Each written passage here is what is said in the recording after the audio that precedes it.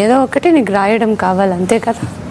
పో 1 వీక్లో నువ్వు ఇలా నా కలర్ వచ్చేస్తావు. అది అవదమ్మా. అమ్మా నా అందరితో సరదాగా మాట్లాడుతున్నట్టు నాతో కూడా సరదాగా మాట్లాడొచ్చు కదమ్మా. అడుక్కోవాలా?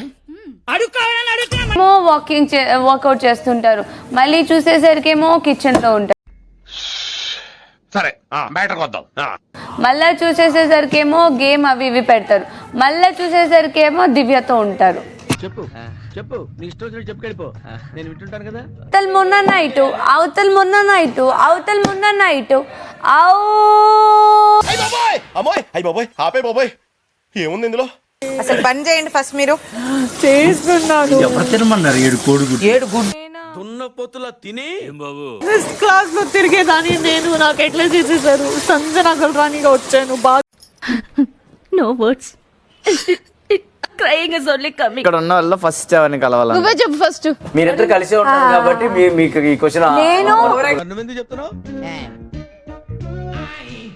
అయితే ఓకే. someone special. ఫ్లోరా గారిని.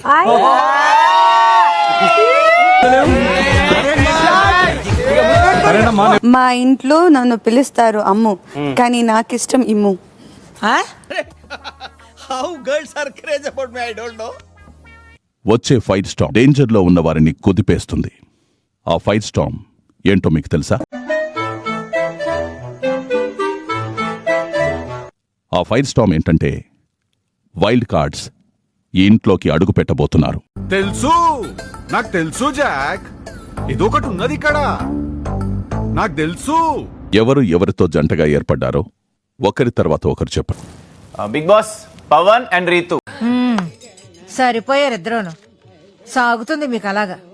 Big Boss Kalyan and Tanuja.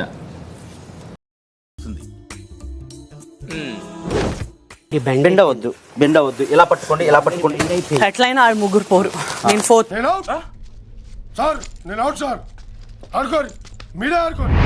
Big boss ఈ టాస్క్ లో ఫస్ట్ ప్లేస్ లో Pavan and Rithu. Big boss